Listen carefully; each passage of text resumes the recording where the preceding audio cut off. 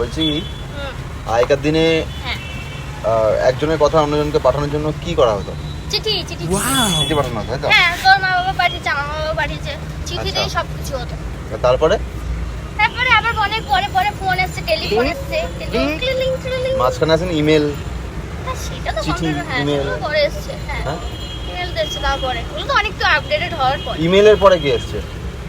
ইমেলের পরে এখন তো সব হোয়াটসঅ্যাপ, ফেসবুক, এগুলোতেই সবার চলে যাচ্ছে। মেল টেল তো এখন অফিসিয়ালি পারপাসে ইউজ হয় কেন?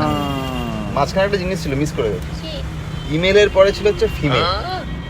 ফিমেল মানে তুই ফিমেলের কথায় কোনো কিছু বলবি, এতই পেট পাতলা গোটা পাড়ার লোক জেনে যাবে।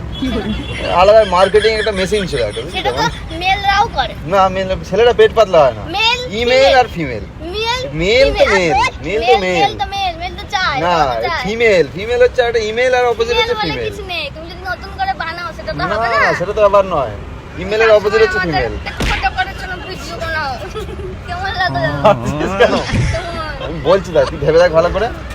একটা ছিল ইমেল, একটা হচ্ছে ফিমেল। না হ্যাঁ কেমন লেগেছে জানো তো? হ্যাঁ, করেছি সবসময় মেয়েদের ছোট ছোট কথা বলে।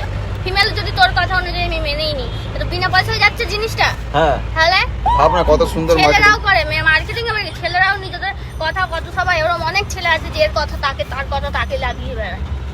না ছেলেরা হয় না। না তুমি ছেলে বলে তোমার ছেলেরা ধোয়া দোষ করে। ধুর, তোর সঙ্গে কথা বলাই বেকার।